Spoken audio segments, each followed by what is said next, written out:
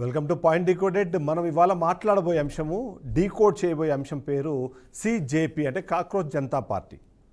ఈ పదం కానివ్వండి, ఈ అంశం కానివ్వండి, దేశంలో దాదాపుగా ఎవరికి దాని గురించి డీకోడ్ చేయాల్సిన అవసరం లేదు. కానీ వాస్తవానికి అసలు సిజేపీ, దాని మూమెంటు, జెన్జీ, దాని అప్రోచ్, వీటి గురించి ఖచ్చితంగా మాట్లాడాల్సిన అవసరం ఉంది. భారతదేశాన్ని మనం గమనిస్తే 1947లో ఎప్పుడైతే మనకు స్వాతంత్రం వచ్చిందో, స్వాతంత్రం వచ్చినప్పటి నుంచి కూడా ముఖ్యంగా మొదటి 3 ఎన్నికలు అంటారా, లేకపోతే ఆ సందర్భం అంటారా, కేవలం కాంగ్రెస్ పార్టీ మాత్రమే భారతదేశంలో ఒక రాజకీయ పార్టీగాను, ఆ రాజకీయ పార్టీ ద్వారా ఎన్నుకునే నాయకులు వాళ్ళు తీసుకునే నిర్ణయాలే చట్టాలుగాను మారాయన్నది ప్రతి ఒక్కరికి తెలిసిన అంశమే.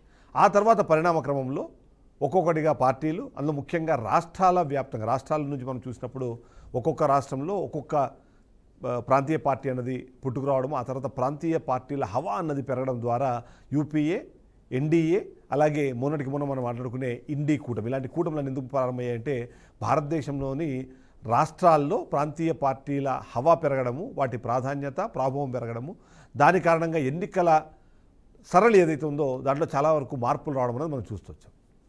కానీ యూపీఏ 1, యూపీఏ 2 తర్వాత ఎన్డీఏ 1 అనేది అయితే ఉందో, ఎన్డీఏ 1 తర్వాత వాస్తవానికి ఒక పెద్ద చేంజ్ ఏమైనా భారతదేశంలో వచ్చిందా, ప్రజల ఆలోచన విధానంలో కానివ్వండి, లేకపోతే భారతదేశంలోని ప్రజాస్వామ్య ఆలోచనల్లో కానివ్వండి మార్పులు వచ్చాయన్న క్వశ్చన్ అయితే కొద్దిమందికి వస్తుంది. ఎందుకంటే ఎన్డీఏ 1 వచ్చినప్పుడు బొటాబొటి మెజారిటీతోనే వాళ్ళు అధికారంలోకి వచ్చారు, పరిస్థితి మనందరికీ తెలిసిందే. కానీ ఎన్డీఏ 2 వచ్చేటప్పటికి మాత్రం అబ్సల్యూట్ మెజారిటీ. ఎన్డీఏ అంటే బీజేపీ, బీజేపీ అంటే ఎన్డీఏ, బీజేపీ అనుకున్న ప్రతి అంశము, తీసుకునే ప్రతి వివాదము లేదా విషయము ఖచ్చితంగా వాళ్ళు బుల్డోజ్ చేసైనా సరే కంప్లీట్ చేయగలిగారు అనేంత స్థాయికి అది వెళ్ళిపోయింది. ఇప్పుడు ఎన్డీఏ 3 చూస్తే వాస్తవానికి ఎన్డీఏ 1కి ఎన్డీఏ 3కి మధ్యలో పెద్దగా డిఫరెన్స్ ఏం లేదు. కానీ సిచ్యువేషన్ని బట్టి చూస్తే మాత్రం ఖచ్చితంగా ఒక్క పాయింట్ మనం ఇక్కడ గుర్తు చేసుకోవాల్సింది ఏంటంటే, ఇప్పటికీ భారతదేశంలో బీజేపీ పార్టీకి సంబంధించిన ఎంపీలు తక్కువగా ఉండొచ్చు, కానీ ఎన్డీఏ ప్రభావం కానివ్వండి, ఆ తర్వాత జరుగుతున్న పరిణామాల్లో రాష్ట్రాల వారీగా ఎన్డీఏ అనుకూల ప్రభుత్వాల హవా కానివ్వండి పెరిగిందని చెప్పాలి.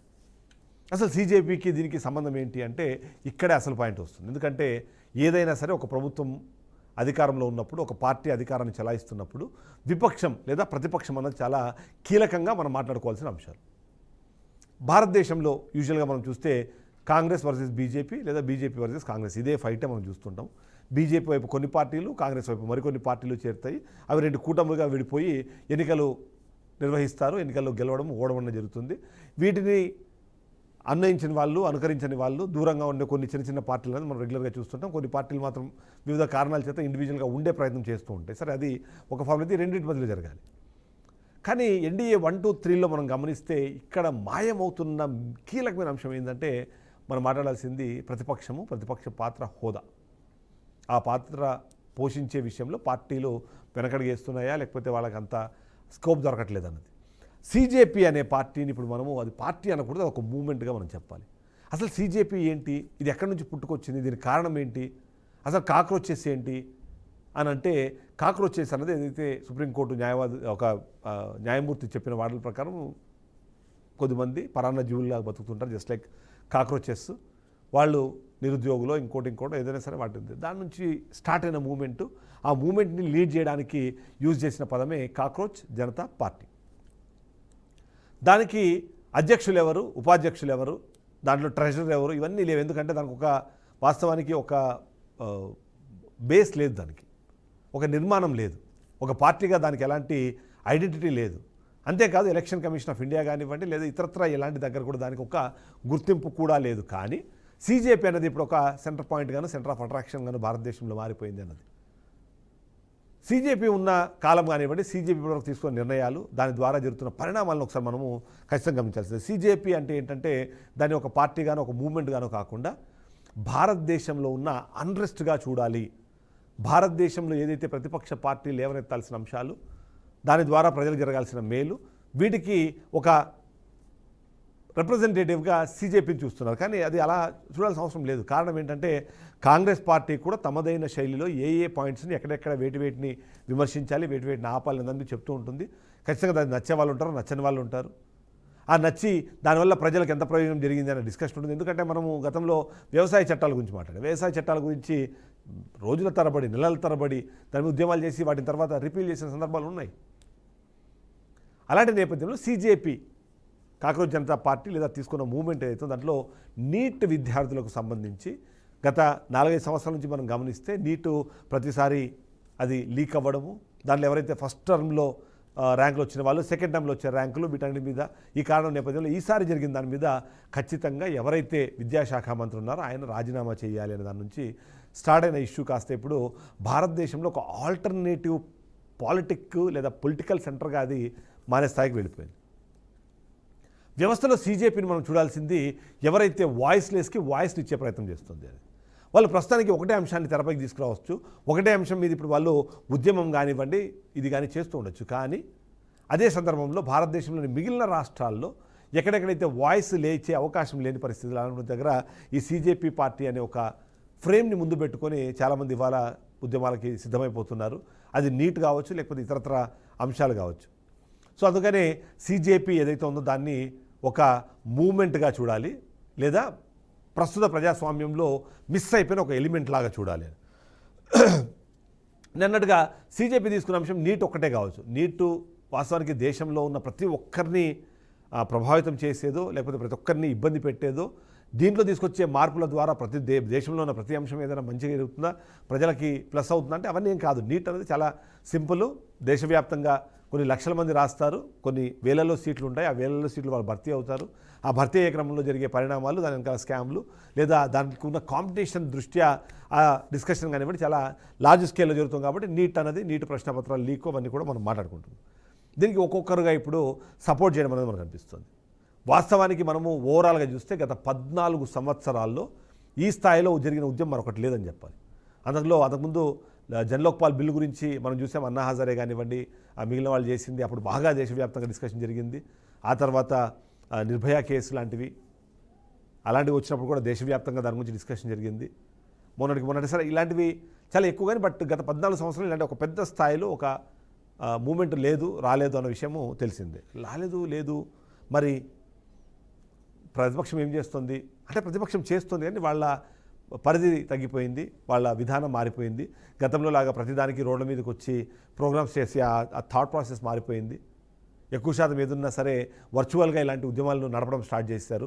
సోషల్ మీడియాలో పోస్టులు, దాన్ని వైరల్ చేయడము, లేదా ఆ కంటెంట్ని ఎక్కువ డిస్కషన్ టాపిక్గా మార్చడము, అలా చేసే క్రమంలో ట్రెండింగ్ టాపిక్గా మార్చుకోవడం, ఇలాంటివన్నీ ఇవన్నీ నడుస్తున్నాయి. ఇక CJP తీసుకున్న మూమెంటు, ఆ మూమెంట్లో పార్టిసిపేట్ చేస్తున్న వాళ్ళు అందరూ నిజంగానే నిస్వార్థంగా కేవలము ప్రజలకు మంచి జరగాలి అనే ఉద్దేశంతోనే చేస్తున్నారన్న ప్రశ్న కూడా ఒకటి కీలకంగా ఇక్కడ కనిపిస్తుంది మనకి.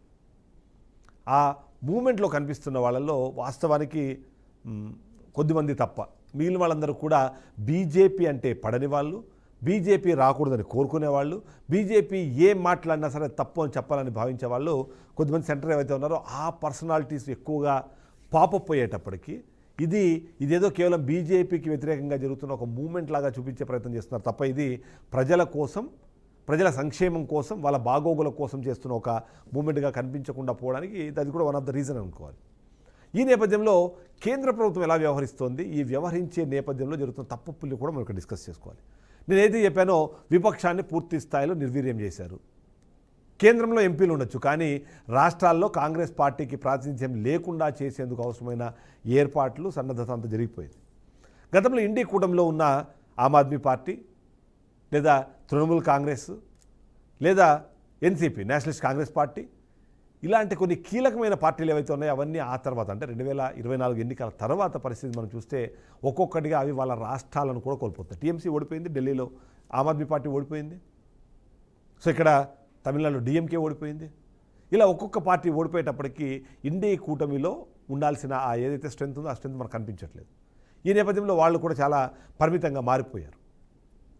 సో ఇక్కడ వీళ్ళు తీసుకున్న నిర్ణయం ఏదైతే ఉందో నీట్కి సంబంధించి, దానికి సంబంధించి ఒక వాళ్ళు అడుగుతున్న డిమాండ్ ఏంటంటే ఎవరైతే విద్యాశాఖ మంత్రి ఉన్నారో ధర్మేంద్ర ప్రధాన్ ఆయన రాజీనామా చేయాలి అని. ఆ రాజీనామా కోసం స్టార్ట్ అయిన దాంట్లో చాలామంది పార్టిసిపేట్ చేస్తున్నారు, చాలామంది డిస్కస్ చేస్తున్నారు. ఈ నీట్లో ర్యాంకులు రాకుండానో లేకపోతే ఏదో కారణం చేత వాళ్ళకు అనుకున్నంత స్థాయిలో జరిగినప్పుడు సూసైడ్ చేసుకున్న వాళ్ళ పేరెంట్స్ వాళ్ళందరూ మాట్లాడుకుంటున్నారు. సో ఇక్కడ ఎన్డీఏ ప్రభుత్వం వ్యవహరిస్తున్న తీరుకే ఎక్కువ విమర్శలు వినిపిస్తున్నాయి మనకి. ఏదైనా ఒక తప్పు జరిగిందని ఎవరిని మాట్లాడడం కానీ ఆ తప్పుకు కారణం ఎవరు, ఆ కారణం ఉన్న వాళ్ళని రాజీనామా చేయమని అడగడం అన్నది మన భారత రాజకీయాలు చాలా కామన్గా జరిపోతుంది. ఎందుకంటే ఎప్పుడో మనం 60 నుంచి స్టార్ట్ చేస్తే మొన్న దాకా జరిగిన దాంట్లో ప్రతి దాంట్లోనూ ఎవరైతే ఆ మంత్రిత్వ శాఖ నిర్వహిస్తున్నారో వాళ్ళు రాజీనామా చేయాలని పట్టుబట్టడం, కొన్ని సందర్భాల్లో రాజీనామాలు చేశారు, కొన్ని సందర్భాల్లో ఆ తర్వాత జరిగిన మంత్రివర్గ విస్తరణలో వాళ్ళను తొలగించారు, ఇలాంటివి జరుగుతూ వచ్చినాయి. సో దానివల్ల రీజన్ ఏదైనా సరే దానివల్ల ఒక డిఫరెంట్ మైండ్ సెట్ అనేది క్రియేట్ అయిపోయింది. ఇప్పుడు కూడా వాళ్ళు అడుగుతుంది ఏంది, ధర్మేంద్ర ప్రధాన్ని రాజీనామా చేయమని చెప్పి. చేస్తే ఎన్డీఏ తప్పు చేసిందని ఒప్పుకున్నట్టే అనే ఒక వర్షన్ తెరపైకి తీసుకొస్తున్నారు. అంటే బాధ్యత వహించడం అంటే తప్పు చేయడం కాదు, ఆయనకు సంబంధించిన అంశంలో తప్పు జరిగింది కాబట్టి దాన్ని బాధ్యత వహిస్తాను రాజీనామా చేస్తే ఆయన రాజకీయంగా కానివ్వండి, లేకపోతే ఒక రాజకీయవేత్తగా కానివ్వండి, ఆయన గౌరవం అనేది రెట్టింపు అవుతుంది, 3 రెట్లు అవుతుంది. కానీ అలా కాకుండా ఆయన రాజీనామా చేస్తే మన కిరీటం పడిపోతుంది అనే ఆలోచన విధానం ఏదైతే ఉందో దానివల్ల వస్తున్న సమస్య ఎక్కడ వెళ్తుంది అంటే ఇప్పుడు ఇది స్లోగా ఇది అన్ని వైపులకి ఇది పాకుతూ పోతుంది. నీట్ పేపర్ లీకేజ్ దానికి సంబంధించి ఇప్పుడు వచ్చేస్తుంది అనుకుందాం కాసేపు. ఆయన రాజీనామా చేశారు, వాస్తవానికి ఇది ఇంకా క్లోజ్ చేయాల్సిన అవసరం ఏర్పడుతుంది, లేదా రాజీనామా చేయలేదు, ఇది కాస్త ఇంకొద్దిగా కంటిన్యూ అవుతుంది. సరే, కంటిన్యూ అయిన తర్వాత జరిగేది పరిణామాలు మనం కొద్దిసేపు పక్కన పెట్టిద్దాం. ఇక్కడ సమస్య ఏంటి, నీట్ అయిపోగానే ఇంకో కొత్త అంశం వస్తుంది, దాని తర్వాత మరో అంశం వస్తుంది. ఒక్కసారి ఏదైతే గెలుపు అనే ఒక ఆ రుచి చూసిన గుర్రం ఎట్లయితే ఫాస్ట్గా పరిగెత్తుందో అలా ఈ సీజేపీ కూడా ప్రతి అంశంలోనూ వెళ్తుంది, రాష్ట్ర ప్రభుత్వాన్ని కేంద్ర ప్రభుత్వాన్ని ఎప్పటికప్పుడు వాళ్ళని కార్నర్ చేసే ప్రయత్నం చేస్తుందనే ఒక ఆలోచన కూడా ఉందేమో. ఆ కారణం చేతనే ధర్మేంద్ర ప్రధాన్ ఇవాళ వాళ్ళు రాజీనామా చేయించట్లేదు. రాజీనామా చేస్తే ఒకటి ఇలా పెరుగుతూ పోతాయి. ఇదన్నది చాలా సీరియస్గా ఒక ప్రతిపక్షంగా మారిపోయే అవకాశం ఉంది. దాన్ని ఎదుర్కోవడం కాస్త కష్టం, ఎందుకంటే పార్టీలు అయితే దానికి అధికార ప్రతినిధులు ఉంటారు, లేకపోతే దానికి సంబంధించిన కొంతమంది రిప్రజెంటేటివ్స్ ఉన్నారు, వాళ్ళతో మాట్లాడడం చేయడం చేసి. కానీ ఇక్కడ అట్లా లేదు కదా, దీప్కి అని ఒక పేరు తప్ప వేరే పేరు లేదు. మొన్నటి నుంచి ప్రకాష్ రాయ్ లాంటి వాళ్ళు, లేకపోతే వాంగ్చుక్ లాంటి వాళ్ళు, వీళ్ళందరూ జాయిన్ అయిపోతున్నారు. సరే, వాంగ్చుక్ని మనం ఇక్కడ తక్కువ చేసేది మాట్లాడాల్సిన అవసరం లేదు. ఆయన extraordinary person, great human being, ఇప్పటిదాకా చేసిన కార్యక్రమాలు అవన్నీ వాటెవర్ అది ఉన్నా కానీ వీళ్ళందరూ రావడం ద్వారా వీళ్ళందరూ వచ్చే క్రమంలో దీన్ని రాజకీయ పార్టీగా కాకుండా వేరే ఎన్జిఓగా చూడాలన్నా కూడా కాస్త ఇబ్బందికర పరిస్థితి ఉంది. కేంద్ర ప్రభుత్వం ఏం చేయాలి, వాస్తవానికి తప్పు జరిగింది కాబట్టి రాజీనామా చేయాలి. కానీ ఎందుకు చేయట్లేదు అంటే నేను చెప్పిన పాయింట్. మరి ఏం చేయాలి? Yes, there is another option. తప్పు ఎక్కడ జరిగిందో వెతకడానికి లేదా దాన్ని శోధించడానికి ఒక టీంని, కమిటీని లాంటిది వేయడం. ఆ కమిటీలో ఈ సీజేపీ పార్టీకి సంబంధించి కానివ్వండి, కాంగ్రెస్ పార్టీకి సంబంధించి కానివ్వండి, లేదా ఇతరత్ర పార్లమెంట్లో రాజ్యసభలో ఉన్న ఒక 5-6 పార్టీలతో కలిపి ఒక కమిటీ వేసి ఆ కమిటీ ద్వారా దాన్ని రెక్టిఫై చేసే ప్రయత్నం చేయొచ్చు. ఫర్దర్గా ఇలాంటివి జరగకుండా ఉండేందుకు ఆపేందుకు అవసరమైన చర్యలు తీసుకోవచ్చు. దీనికి తోడు ఒక టెక్నికల్ కమిటీ ఇలాంటి కమిటీలు వేసి ఫ్యూచర్లో జరగకుండా ఉండేందుకు చూసుకుంటాము అని. ఇక్కడ వస్తున్న సమస్య ఏంటంటే నీట్కి సంబంధించి మనం చూసినప్పుడు దాంట్లో కూడా ఇంకొక కోణం ఉంది. ఆ కోణం ఏంటంటే సౌత్ ఇండియాలో మనం రెగ్యులర్గా చూస్తుంటాము, మెళ్ళలో తాలిబొట్టు వేసుకున్నా తీయించేస్తారు, ఏం వేసుకున్నా తీయించేస్తారు. కానీ వాటి కొన్ని మతాల వాళ్ళ డ్రెస్ సెన్స్ మీద ఎలాంటి అబ్జెక్షన్స్ రావు. ముఖ్యంగా ఈ నీట్ పేపర్ లీకేజీలన్నీ కూడా నార్త్ ఇండియాలో జరుగుతున్నాయంటే అక్కడ ఉన్న వాళ్లకు సీట్లు ఇవ్వడం కోసమే అక్కడ ఒక రకమైన ఇది జరుగుతుంది. దాంట్లో ఏదైనా తప్పు జరిగి బయటకు వచ్చినప్పుడు మాత్రమే దీని గురించి డిస్కషన్ జరుగుతుంది. సో నీట్ పేపర్ లీకేజీని అరికట్టడం అన్న దానికి సాధ్యాసాధ్యాలు ఎన్నున్నాయో తెలియదు. కానీ ఫైనల్గా మాత్రం నీట్ పేపరు లీకేజ్ని ఉత్తర భారతదేశంలో చేసుకుని వాళ్ళు ఎక్కువ లాభపడుతున్నారన్న ఒక డౌట్ కూడా కొద్దిగా జనాల్లో వచ్చే అవకాశం అయితే మనకు అనిపిస్తుంది. ఇక్కడ మనము కీలకంగా గమనించాల్సిన అంశాలు మరికొన్ని ఉన్నాయి. ఏంటంటే ఈ ఉద్యమంలో పార్టిసిపేట్ చేస్తున్న వాళ్ళు ఎవరు? బీజేపీ చెప్తుంది, లేదా రైట్ వింగ్ చెప్తుంది అది మొత్తం అంతా లెఫ్ట్ భావజాలం ఉన్నవాళ్ళు, బీజేపీ అంటే పడని వాళ్ళు, ఎన్డీఏ ప్రభుత్వము స్థిరంగా ఉండకూడదని కోరుకునేవాళ్ళు, అది తుగడే గ్యాంగ్ అని, యాంటీ నేషనల్స్ అని, సూడో నక్సలైట్లని, ఇలాంటి కొన్ని పేర్లు పెట్టి వాళ్ళు మాత్రం అందులో పాల్గొంటున్నారు. కానీ అక్కడికి వెళ్ళి చూస్తే కాస్త డిఫరెంట్ టోన్ మనకు కనిపిస్తుంది. జెన్జీ ఈ పదం ప్రతి ఒక్కరు వింటున్నారు. ఈ జెన్జీ ఏంటి, అసలు జెన్జీ ఏం చేస్తుంది, జెన్జీ వల్ల ఏమైనా లాభం ఉందా అని అంటే ఖచ్చితంగా మిగిలిన జనరేషన్స్తో పోలిస్తే జెన్జీ అనేది కాస్త అగ్రెసివ్గా అప్రోచివ్గా ఉంది అన్నదైతే ఖచ్చితంగా మనకు అనిపిస్తుంది. అంతేకాకుండా మొన్న మనం చేసిన ఈ కార్యక్రమంలో కూడా మనం చూస్తే మీడియా హౌసెస్లో లేదా పబ్లిషింగ్ హౌసెస్లో అవి బయటకు తీసుకొచ్చిన ఇన్ఫర్మేషన్ కన్నా ఎవరైతే ఈ జెన్జీ అనే పేరుతో వాళ్ళు మొబైల్ ఫోన్లు పట్టుకొని రోడ్ల మీదకి వెళ్ళి వాళ్ళు కార్యక్రమాన్ని చేయడంతో పాటు ఆ కార్యక్రమాన్ని ప్రజలకి ప్రపంచానికి చూపించే ప్రయత్నం చేశారో అలాంటి వీడియోలు కోట్లల్లో మనకు కనిపిస్తుంది. It is not only because అది జెన్జీ వాళ్ళు తీస్తున్నారని, ఆ జెన్జీ దాన్ని అంతగా ఇవాళ సర్క్యులేట్ చేయగలుగుతుంది, దాన్ని ఇన్ఫ్లుయెన్స్ చేయగలుగుతుంది. తద్వారా తీసిన వాళ్ళు ఒకరు కానీ దాన్ని షేర్ చేసిన వాళ్ళు 10 మంది. అక్కడ ప్రొటెస్ట్లో పాల్గొన్న దానికి 100 రెట్లు ఎక్కువ దాని షేర్లు అవుతున్నాయి, 100 రెట్లు ఎక్కువ పోస్టులు మనకి ఇప్పుడు సోషల్ మీడియా కనిపిస్తున్నాయంటే జెన్జీ తీసుకున్న ఆ స్టైల్ ఆఫ్ అప్రోచ్, ప్రజెంటేషన్ ఇవన్నీ కూడా అక్కడ మనకు కనిపిస్తున్నాయి. సో అందుకే నేను చెప్పాను, జెన్జీ అన్నదాన్ని కాక్రోచ్ జనతా పార్టీ అన్నదాన్ని ఒక రెగ్యులర్ పొలిటికల్ పార్టీగానో లేకపోతే ఒక మూవ్మెంట్ లాగానో కాకుండా ఆ జనాల్లో ఉన్న అన్రెస్ట్ లాగా చూడాలని.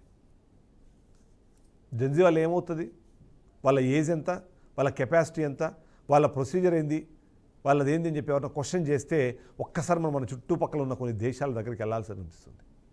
శ్రీలంక పూర్తిగా జెన్జీ అని చెప్పలేం, కానీ అక్కడ కూడా ప్రజల నుంచి వచ్చిన వ్యతిరేకత, ప్రజల నుంచి ఉత్పన్నమైన చైతన్యం, వాళ్ళ దగ్గర నుంచి ఏర్పడిన తిరుగుబాటు కారణంగానే అక్కడ ప్రభుత్వం అన్నది మారాల్సిన పరిస్థితి పడింది. నేపాల్, బంగ్లాదేశ్ అయితే సిమిలారిటీస్ కూడా ఉన్నాయి. బంగ్లాదేశ్ కూడా అంతే, జెన్జీని అక్కడ. ఎందుకు అంటే అక్కడ కూడా ఉద్యోగ రిజర్వేషన్లకు సంబంధించిన అంశంలో నిరుద్యోగులు, విద్యార్థులు వాళ్ళు స్టార్ట్ చేసిన ఆ మూమెంట్ కాస్త ఆ తర్వాత దేశ ప్రధానిని ఆ దేశం నుంచి పారిపోయేలాగా చేసింది. ఆ దేశ ప్రధాని వాళ్ళందరినీ అణచివేయాలనే ప్రయత్నంలో వందలాది మందిని మట్టు పెడితే వాళ్ళ మీద ఇప్పుడు ఆమెకి ఉరిశిక్ష వేయాలన్న దాని వరకు వెళ్ళింది. అంటే జెన్జీ అన్నది వాళ్ళు తీసుకునే అంశం కానివ్వండి, వాళ్ళ అప్రోచ్ కానివ్వండి, డెఫినెట్లీ కొన్ని దేశాల్లో అక్కడ ప్రభుత్వ మార్పుకి కారణమైనప్పుడు భారతదేశంలో అలా అవ్వదా అనే క్వశ్చన్ కొద్దిమందిలో ఉంది. కంపారిటివ్లీ ఆ దేశాలతో పోలిస్తే భారతదేశం చాలా పెద్దది, డైవర్సిఫికేషన్ ఎక్కువ. ఇక్కడ మళ్ళీ ప్రతి దాంట్లోనూ పార్టీల పేరుతోనో, కులాల పేరుతోనో, మతాల పేరుతో మళ్ళీ డివిజన్ వస్తుంది. ఇలాంటివన్నీ వస్తాయి కాబట్టి ప్రభుత్వాలు మారడం అనేది కష్టం, కానీ బట్ ప్రభుత్వం మెడలు ఉంచి వాళ్ళ పని చేయించుకోవడానికి మాత్రం స్కోప్ ఉందని మనం చెప్పొచ్చు. ఆ కాంటెక్స్లో డెఫినెట్లీ మనం అక్కడ ఖచ్చితంగా మనం యాక్సెప్ట్ చేయొచ్చు. అలాగని ప్రభుత్వము కేవలం జెన్జీలో అది ఇలా జరిగే 1-2 యాక్టివిటీస్ని, ప్రొటెస్ట్లని, యాజిటేషన్స్ని బేస్ చేసుకొని వాళ్ళు ప్రభుత్వానికి అంటే భయపడో లేకపోతే ఆలోచించడానికి తగ్గే అవకాశం ఉందని డెఫినెట్లీ ఉండదు. ఈ నేపథ్యంలో జెన్జీ కానివ్వండి, సీజేపీ కానీ అర్థం చేసుకోవాల్సింది, అలర్ట్ అవ్వాల్సిన కొన్ని పాయింట్స్ ఉన్నాయి. ఆ పాయింట్స్ ఏంటంటే ఎప్పుడైతే ఈ మూమెంట్లోకి రాజకీయ పార్టీలు ఎంటర్ అవుతాయో అప్పుడు దీనికి ఉన్న ఆ ఇంట్రెస్ట్ కానివ్వండి, ఇంటెన్సిటీ కానివ్వండి, వాటన్నిటిని చీల్చేస్తారు. కారణం ఏంటి? ప్రతి పార్టీకి ఆ పార్టీకే అనుకూలమైన ఒక విధానం ఉంటుంది, ఆ పార్టీకి ఒక సిద్ధాంతం ఉంటుంది. ఆ సిద్ధాంతాన్ని వ్యతిరేకించే వాళ్ళు, ఆ సిద్ధాంతాన్ని ఒప్పుకునే వాళ్ళు భారతదేశంలో 2 విభాగాలుగా మనం చూడాల్సిన అవసరం ఉంటుంది. కాంగ్రెస్ పార్టీ ఎంటర్ అయింది, ఖర్గే కూడా వాళ్ళు మాట్లాడుతున్నారు, ప్రియాంక గాంధీ, రాహుల్ గాంధీ వీళ్ళందరూ కూడా ఇప్పుడు రోడ్ల మీదకి వచ్చారు. వచ్చింది ఎందుకు? సీజేపీ పార్టీకి సంబంధించిన ఆ నిరసన ర్యాలీలో లాఠీచార్జ్ చేశారు, వాళ్ళ మీద బాష్పవాయు గోళాలు ఎక్కుపెట్టారు, వాళ్ళని గాయపరిచారు, ఇబ్బంది పెట్టారు. సో ఇవన్నీ కారణాలు. సో వీళ్ళు ఒక్కసారి ఎంటర్ అయిన తర్వాత, వీళ్ళతో మరికొన్ని పార్టీలు ఎంటర్ అయిన తర్వాత వాళ్ళ పర్సనల్ ఇంట్రెస్ట్లకి దీన్ని పక్కదారి పట్టించేస్తారు. నేను అందుకే చెప్తున్నా, ఢిల్లీ సరిహద్దుల్లో జరిగిన ప్రోగ్రాం ఏదైతే ఉందో, రైతులకు సంబంధించిన వ్యవసాయ చట్టాలను మార్చాలి అనే అంశంపైన చేస్తున్న నిర్ణయం కానివ్వండి, అవన్నీ మనం చూసినప్పుడు అదేమైంది, కేవలం అది రైతుల అండర్లోనే నడిచింది. ఆ రైతుల అండర్లో నడిచేటప్పుడు అప్పుడు జరిగిన ఒక బిగ్గెస్ట్ అడ్వాంటేజ్ ఏంటంటే అప్పుడు ఢిల్లీలో ఆమ్ ఆద్మీ పార్టీ అధికారంలో ఉంది. ఎక్కువ మంది వచ్చిన వాళ్ళు హర్యానా నుంచి వచ్చారు, వాళ్ళు కూడా అక్కడ కూడా ఆమ్ ఆద్మీ పార్టీని అధికారంలో ఉంది. సో ఆ నేపథ్యం మనము అబ్జర్వ్ చేసినప్పుడు ఏమవుతుంది, సిచ్యువేషన్ ఏంటి? డెఫినెట్లీ అక్కడున్న పరిస్థితుల కారణంగా వాళ్ళు అంటే రాష్ట్ర ప్రభుత్వము వాళ్ళకి సపోర్ట్ చేయడం వల్ల అది సాధించుకోగలిగారు. ఆ తర్వాత మార్పులు చేర్పులు అనేది జరగడానికి ఒక స్కోప్ క్రియేట్ అయింది. ఇప్పుడు ఏమైంది, ఢిల్లీలో ధర్నా చేద్దాము అంటే, ఢిల్లీలో ఏదైనా ఇష్యూ చేద్దాము అంటే ఢిల్లీలో రాష్ట్ర ప్రభుత్వం ఎవరుంది? బీజేపీ పార్టీ ఉంది. లేదా మిగిలిన మేజర్ స్టేట్స్కి వెళ్దాము అని ప్రయత్నం చేస్తే మీరు గుజరాత్కి వెళ్తారా? అక్కడ వాళ్ళే. లేదు వెస్ట్ బెంగాల్కి వెళ్తారా? అక్కడ వాళ్ళే. ముంబైకి వెళ్దామనుకున్నారా? అక్కడ వాళ్ళే. సౌత్ ఇండియాకి వస్తే దానికి పెద్దగా వాల్యూ ఉండదు, నేషనల్ మీడియా దాన్ని పెద్దగా పట్టించుకోదు. మీరు కిందికి వస్తే ఎక్కడికి వెళ్ళాలి? తెలంగాణకు రావాలి, లేదా కేరళకి వెళ్ళాలి, ఆ పక్కనే ఉన్న తమిళనాడుకి వెళ్ళాలి, లేదా కర్ణాటకకి వెళ్ళాలి. ఆంధ్రప్రదేశ్ రాష్ట్రంలో అగైన్ మళ్ళీ వాళ్ళ ప్రభుత్వమే ఉంది.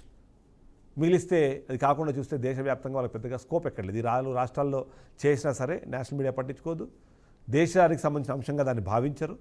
ఈ సమస్య మనకి అడిషనల్గా ఉన్న ఇది. సో ఏది ఏమైనా సరే ఇప్పుడు జరుగుతున్న పరిణామాల్ని మనము ఎలా చూడాలి, ఎన్డీఏ ప్రభుత్వానికి సంబంధించి అనుకున్నప్పుడు ఒక్క పాయింట్ అయితే డెఫినెట్లీ చాలామంది ఇప్పటికే వాళ్ళు చెబుతూ ఉన్నారు. ప్రజాస్వామ్యం అంటే పాలకపక్షము, ప్రతిపక్షము, విపక్షాలు వాళ్ళందరూ కూడా వాళ్లకు సంబంధించిన అభిప్రాయాలు, వాళ్ళు అనుకున్న అంశాలని బహిరంగంగా బాహాటంగా చెప్పగలిగేంత స్వేచ్ఛ ఉండాలి అని. ఇప్పుడు ప్రజాస్వామ్యం అనేది ఆ స్థాయిలో ఉంది అని ఎవరు అనుకోవట్లేదు. ఎందుకంటే ఒకటి, ప్రతిపక్షాలు ఆ రేంజ్లో ఏమీ వర్కౌట్ చేయట్లేదు, ప్రభుత్వాలు ప్రతిపక్షాలు ఏమైనా చెప్తే వినేసి సరే మనం చదువుకుంటామనే పరిస్థితి లేదు. ఎందుకంటే వాళ్ళు మాట్లాడగానే వెంటనే వాళ్ళని యాంటీ నేషనల్ కింద మార్చేస్తున్నారు, వాళ్ళు ఆ విధంగా చూపించే ప్రయత్నం చేస్తున్నారు. ఇక్కడ ఇంకొక పాయింట్ని కూడా మనము అబ్జర్వ్ చేయాలి లేదా డిస్కస్ చేయాలి. బీజేపీ పార్టీ దీన్ని ఎలా చూస్తోంది అంటే వాస్తవానికి శిఖండి రాజకీయంలా కూడా చూస్తుంది. విపక్షాలు బయటకు వచ్చి మాట్లాడాలంటే వాళ్ళకు ఒక సమస్య ఉంది. వాళ్ళు ఏవైతే ఆరోపణలు చేస్తున్నారో వాళ్ళు అధికారంలో ఉన్నప్పుడు కూడా ఆరోపణలకు సంబంధించిన అంశాలన్నీ జరిగి ఉన్నాయి వాళ్ళ దాంట్లో కూడా.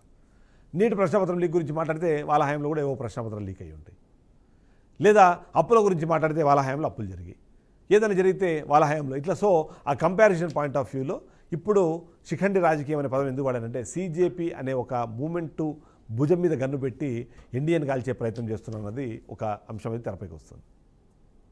గతంలో జన్లోక్పాల్ బిల్ అనే దాని గురించి అన్నా హజారే చేసినప్పుడు అక్కడి నుంచి ఒక నాయకుడు పుట్టుకొచ్చాడు, ఆ నాయకుడే అరవింద్ కేజ్రీవాల్. ఆ తర్వాత ఆయన మీద అవినీతి ఆరోపణలు వచ్చి ఇవాళ అధికారం నుంచి దిగిపోయి చివరికి ఎమ్మెల్యేగా కూడా గెలవలేని పరిస్థితిలోకి వెళ్ళిపోయాడు. సీజేపీ వచ్చింది, ఆ మూమెంట్ వచ్చింది, ఆ మూమెంట్ నుంచి ఇంకొక అరవింద్ కేజ్రీవాల్ పుట్టుకురావాలా? పుట్టుకొస్తే ఆయన దేశవ్యాప్తంగా అదే స్థాయిలో ఆయన మీద ఆ ఇంట్రెస్ట్ క్రియేట్ చేసుకోగలుగుతాడా? ప్రాంతీయ పార్టీల్లో కొమ్ములు తిరిగిన నాయకులు వాళ్ళందరినీ కాదని ఈ పార్టీనో ఈ మూమెంట్నో తీసుకొచ్చిన వ్యక్తిని ఫోర్గ్రౌండ్లో పెట్టి నడిపే అవకాశం ఉందా?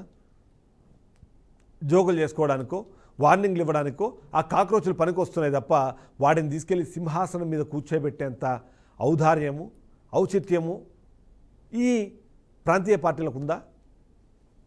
Definitely no. అంతేకాకుండా రాబోయే ఎన్నికల్లో ఇప్పటి నుంచి అంటే ఓడిపోయినప్పటి నుంచే వచ్చే ఎన్నికల్లో ఎలా మేము నిర్ణయం తీసుకుంటే ఏ పార్టీతో కలిసి వెళ్తే అధికారంలోకి వస్తామో అని ఆలోచన చేస్తున్న ప్రాంతీయ పార్టీలు ఉన్నంతకాలము సీజేపీ లాంటి కాక్రోచ్ జనతా పార్టీ లాంటి పార్టీలు వచ్చినా మూమెంట్ వచ్చినా ఇంకేం జరిగినా సరే డిఫరెన్స్ ఏం పడదు. బికాజ్ ఎందుకంటే this system is already been adjusted to such things. ప్రజలు కూడా ఎన్నికల సమయంలో ఎన్ని డబ్బులు ఇస్తున్నారు, ఎన్నికల హామీల ద్వారా మాకెంత లబ్ధిని చేకూరుస్తున్నారు, ఎన్నికలు అయిపోయాక మాకు జరిగే లాభం ఏంటి, ఈ అంశాల గురించి మాట్లాడుతున్నారు తప్ప దీనివల్ల దేశానికి, దేశం ద్వారా రాష్ట్రాలకి, రాష్ట్రాల ద్వారా వాళ్ళున్న ప్రాంతాలకి వాళ్ళకి సొంతంగా ఏమైనా లాభం ఉందా అని ఆలోచించే పరిణామ క్రమాన్ని, దాని ప్రాధాన్యత క్రమాన్ని మార్చుకోనంత కాలం ఇది అలానే జరుగుతుంది, ఇది ఇలానే వెళ్తుంది. సో ఓవరాల్ చూస్తే మాత్రం కాక్రోచ్ జనతా పార్టీ అనే మూమెంట్ ఏదైతే ఉందో అది ప్రతిపక్షాలకి కనువిప్పు కలిగిస్తోంది, అలాగే పాలక పక్షాలకి మేమున్నామనే మాటని గుర్తు చేస్తుంది అని మాత్రమే చెప్పొచ్చు. ప్రజాస్వామ్యం వర్ధిల్లాలి, ప్రజాస్వామ్యంలో అందరూ భాగస్వామ్యులు కావాలి. ఇది వాళ్ళ పాయింట్. నెక్స్ట్ పాయింట్తో మళ్ళీ కలుద్దాం. స్టేట్ బీఆర్కే న్యూస్ తెలుగు సత్తా.